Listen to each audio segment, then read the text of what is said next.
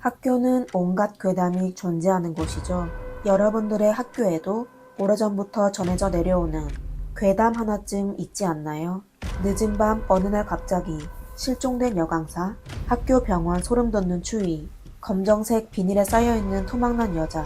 이런 괴담은 모두 지어낸 소문일 뿐일까요? 안녕하세요. 미스터리 수사국입니다. 오늘 말씀드릴 사건은 농업대학 캠퍼스 병원에서 발생한 사건입니다. 2011년 11월 6일 자정, 중국 안후이성 류안 기차역 입구에서 한 남자가 전화기를 들고 초조하게 주변을 바라보고 있습니다. 그는 여자친구와 통화하려고 했지만 여자친구는 계속 전화를 받지 않았습니다. 그의 여자친구가 허페이에서 기차를 타고 그를 찾아왔는데요. 분명 조금 전 전화로 곧 도착할 것이라고 말했었습니다. 그런데 이상하게도 1시간이 넘도록 나타나지 않았습니다.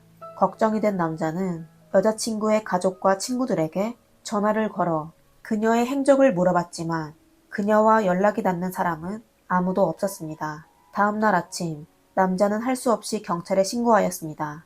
실종된 여자의 이름은 소연이. 사건 당시 28세였습니다. 빼어난 외모와 호감형 성격으로 주변 지인들로부터 인기도 많았고 2달 전인 2011년 9월에 박사과정을 마치고 안후이 농업대학에서 영어 강사 일을 하게 됐습니다. 일을 시작하고 얼마 안 돼 역시나 활발한 성격으로 동료들과 학생들의 사랑을 받게 되었죠. 소연이는 남자친구와 사이가 아주 좋았는데요. 종종 헛베이에서 기차를 타고 류안으로 가 그와 데이트를 했습니다. 이렇게 실종될 거라고는 상상도 못했었죠. 소연이는 말도 없이 연락이 두절되거나 잠수를 탈 사람이 아니었습니다. 그녀의 실종 신고가 경찰서에 접수된 후 경찰들은 즉시 기차역 부근의 CCTV를 확보하여 조사하기 시작했습니다. 하지만 사건 당시가 자정 무렵이기도 하고 CCTV의 촬영 범위가 한정적이어서 유력한 단서를 발견하지 못했습니다. 그러다 통신사를 통해 중요한 단서를 얻게 됐는데요. 소연이의 핸드폰은 류안역에 도착하기 전부터 꺼져 있었습니다. 한밤중에 갑자기 사라진 여강사, 도대체 기차 안에서 무슨 일이 있었을까요? 소연이의 가족들이 불안해하고 있을 때 새로운 사건이 발생하였습니다. 2011년 11월 11일 소연이가 실종된 지 닷새가 되던 날 그녀의 휴대폰 번호로 문자 메시지 한 통이 도착했는데요. 모든 사람들이 패닉 상태에 빠졌습니다. 문자 메시지 내용은 이러했습니다. 소연이를 납치했으니 17만 위안, 하나로 약 3,177만 원을 바로 송금해주지 않으면 그녀를 숨지게 할 것이라는 내용이었습니다. 그리고 문자 메시지에는 그녀의 사진도 같이 첨부되어 있었습니다. 소연이의 부모는 한눈에 딸을 알아봤습니다. 실종 사건이 납치 사건으로 바뀌면서 경찰은 사건 조사에 더욱 집중했습니다. 그들은 소연이의 가족들에게 쉽게 움직이지 못하게 하며 납치범을 진정시키려고 하였습니다. 그리고 경찰력을 총동원하여 수사를 진행했었죠. 하지만 사건은 사람들의 상상을 초월했습니다. 나흘 뒤인 2011년 11월 15일 오전 6시 30분에 안후이 농업대학 남서문 맞은편 촉산 신촌에서 항상 일찍 일어나는 청소부 충씨는 여느 때와 같이 빗자루를 들고 거리를 청소하고 있었습니다. 마침 쓰레기통을 치우고 있을 때 검은 봉지 하나를 발견하였는데 안에 뭔가 쌓여 있는 것 같았습니다. 충씨가 조심스럽게 봉지를 열어보니 웬 고기 덩어리가 들어있었습니다. 겉보기엔 그냥 신선한 소고기처럼 보였는데요. 신선한 고기가 버려지다니 아까운 마음의 충씨는 깨끗하게 헹궈서 먹기 위해 검은 봉지를 챙겼습니다. 그리고 그녀는 길가 청소를 마저 했습니다.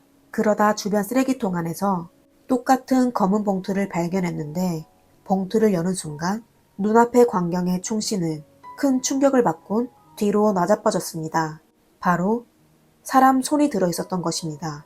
신고받은 경찰들은 바로 현장에 도착하여 쓰레기통 안의 물건들을 수사하기 시작했습니다. 법의와 검사 결과 숨진 사람은 젊은 여성이며 신원 확인이 필요했습니다. 대학 번화가에서 형사사건이 발생하자 각 매체에서는 신속하게 사건을 뉴스에 보도하였으며 안후이 농업대학 학생들은 학교 근처에서 사람이 토막났다는 소식을 듣고 충격이 아주 컸습니다. 대학 강의실, 학교 식당, 복도는 범인 관련 이야기로 시끌벅적했습니다. 그리고 평상시라면 커플로 가득했던 길가가 썰렁하고 사건 발생지 근처인 서남문 대학병원 부근은 인기척이 사라졌습니다. 이틀 뒤인 11월 17일 안우이 농업대학 축구장에서 축구팀 남학생들이 토막 사건에 관해 말을 꺼내기 시작하였습니다. 남학생 중 한 명인 싱커는 담배학을 전공했습니다. 담배학은 농업대학에서는 꽤 유명한 학과 중 하나였는데요.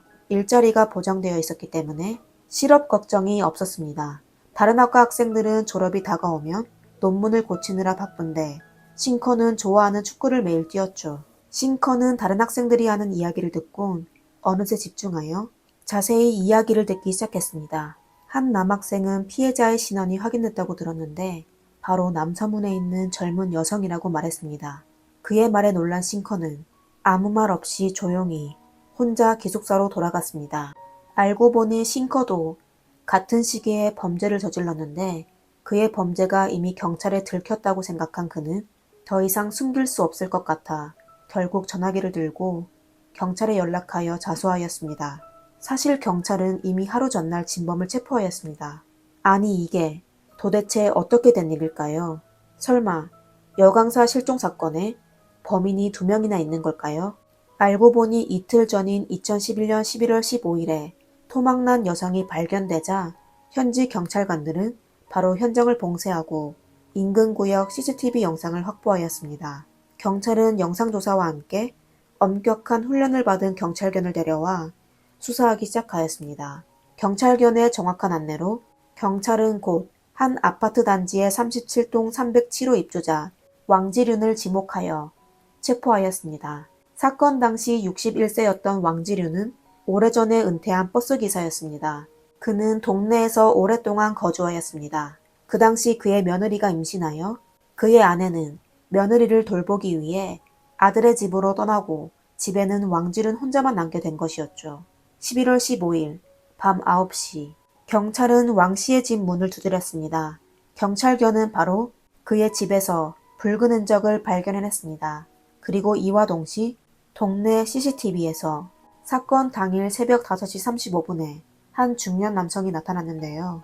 그는 손수레를 끌고 큰 비닐봉지를 쓰레기통에 버렸습니다. 이 남자가 바로 왕지륜이었습니다. 확실한 증거 앞에서 왕지륜은 자신의 범행을 자백할 수밖에 없었습니다. 하지만 이상한 점은 그가 언급한 피해자가 소연이가 아니라는 것을 알게 되었습니다. 왕지륜은 피해자의 이름이 왕림이라고 자백하였습니다. 왕림은 사건 당시 24세였으며 마사지 숍에서 일하고 있었습니다. 왕지륜은 왕림을 집으로 데려가 강제로 관계를 맺으려고 했는데 피해자의 격렬한 반항에 분노하여 왕림의 목숨을 끊었습니다. 그리고 증거를 인멸하기 위해 숨진 왕림의 몸을 토막낸 후 비닐봉지에 담아 쓰레기통에 버렸습니다. 하지만 다음날 아침 비닐봉지가 청소부에게 발견될 줄은 상상도 못했던 거죠. 사건을 파면 팔수록 놀라운 일의 연속이었습니다. 피해자 왕림과 왕지륜은 같은 동네에 살고 있었는데요. 왕림의 아버지는 왕지륜과 같이 버스 회사의 직원이었고 심지어 두 집안은 매우 친한 사이였습니다. 왕지륜의 아들이 결혼하는 날 왕림이 신부의 들러리를 서줄 정도였죠. 그러다 왕림의 아버지가 예고 없이 돌아가시게 되고 왕림은 큰 충격에 대학 입시에 실패하여 대학에 진학하지 못했습니다. 그러다 2011년 왕림은 친척의 지원을 받아 호주로 유학 갈 기회가 생겼습니다. 그녀는 영어 수업에 뒤처지지 않게 영어학원에 등록하였습니다. 학원 비용이 만만치 않았는데요. 그녀는 차마 집에 돈을 요구할 수 없어 아르바이트를 하기로 결정하였습니다. 그러다 발 마사지 가게에서 캐셔 업무를 하게 되었습니다. 동료들의 진술에 따르면 해당 마사지숍은 건전업소이며 왕림은 음란 행위 등의 서비스를 제공한 적이 없었습니다. 하지만 왕지륜의 머릿속에는 여자가 마사지숍에서 일한다는 건 음침하고 불순한 행위를 한다는 인식이 있었던 거죠. 마침 아내가 곁에 없어 외로웠던 왕지륜은 죽은 동료의 딸을 노리기 시작하였습니다. 사건 당일 왕림은 아버지의 친한 친구였던 왕지륜이 단순히 밥을 먹기 위해 집으로 부른 줄 알고 순순히 찾아갔습니다. 집 문을 닫는 순간 왕씨 아저씨가 자기의 몸에 손을 댈 줄은 상상조차 하지 못했습니다. 경찰은 놀라운 속도로 왕림 살해 사건을 종결지었습니다. 그리고 본인의 범행이 마음에 걸렸던 싱커는 사건의 진행 과정은 전혀 모르고 단지 운동장에서 들은 다른 학생들의 몇 마디에 자신의 죄가 드러났다고 착각하여 자수하였습니다. 경찰은 바로 그를 체포하였습니다. 사실 싱커 사건의 피해자가 바로 한밤중에 실종된 소연이입니다. 체포된 싱커는 왕지륜의 사건을 들은 후에야 자신의 범행이 전혀 발견되지 않았다는 걸 깨달았습니다. 경찰이 그를 신문하자 그는 자신의 범행을 자백하기 시작하였습니다. 그리고 안후이 농업대학 캠퍼스 병원 뒤 작은 숲 속에 소연이를 묻었다고 진술했습니다. 경찰은 그의 진술에 따라 소연이를 찾아냈습니다. 법의학 검사 결과 소연이는 숨진 지 대략 열흘 정도가 된 것으로 추정됐습니다. 싱커는 1987년 9월 안후이성 류안에서 태어났습니다. 그와 소연이는 캠퍼스에서 만난 것이 아니라 사건 당일 기차에서 만나게 됐습니다. 기차 안에서 싱커는 예쁜 소연이의 미모에 넋을 잃었습니다. 그러다 기차에서 내릴 때 두 사람은 가까이 서게 됐습니다. 기차 밖의 날씨는 꽤 쌀쌀했기 때문에 소연이는 기차에서 내리고 외투를 입으려고 했지만 다른 한 손에 짐을 들고 있었기 때문에 옷을 입기가 불편했습니다. 그녀는 두리번거리다 바로 뒤에 서 있는 싱커를 발견하곤 잠깐 짐을 들어달라고 부탁하였습니다. 싱커는 흔쾌히 짐을 들어주며 소연이와 이야기를 나누었습니다. 그는 소연이가 본인과 같이 허페이에 거주하고 있다는 것을 알게 되었습니다. 싱커는 허페이에서 공부하고 있었고 그녀는 허페이에서 강사 일을 하고 있었죠.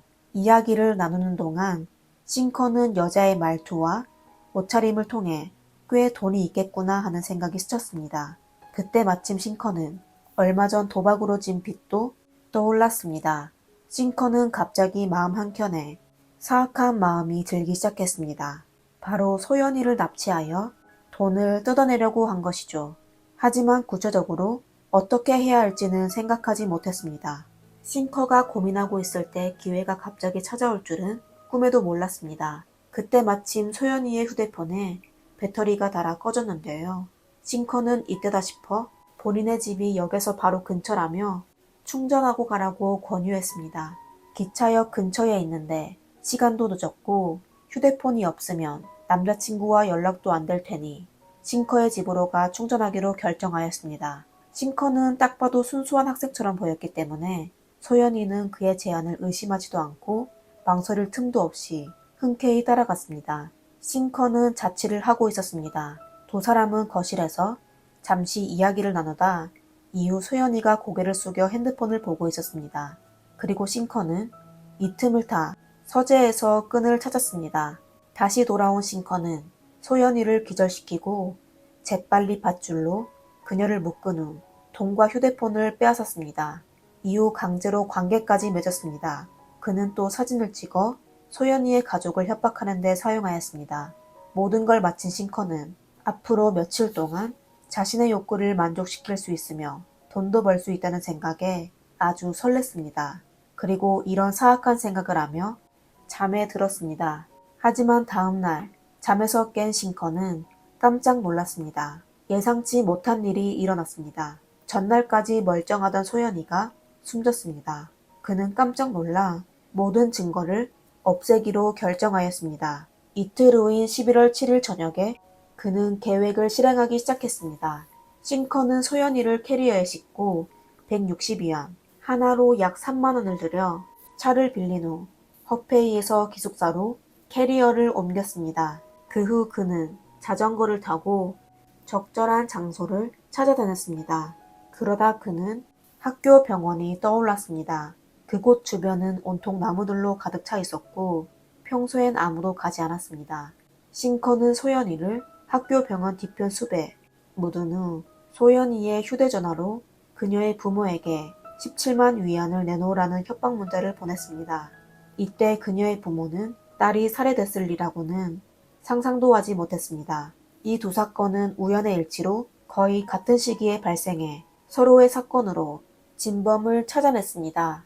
결국 싱커는 판사로부터 극형을 선고받았습니다. 앞날이 창창한 학생이 자신의 탐욕과 정욕에 못 이겨 자신의 인생을 스스로 망친 것입니다. 또 다른 범인인 왕지륜도 결국 극형을 선고받게 됐습니다. 오늘의 사건은 여기까지입니다. 재미있게 보셨다면 좋아요와 구독 부탁드립니다. 이상 미스터리 수사국입니다. 감사합니다.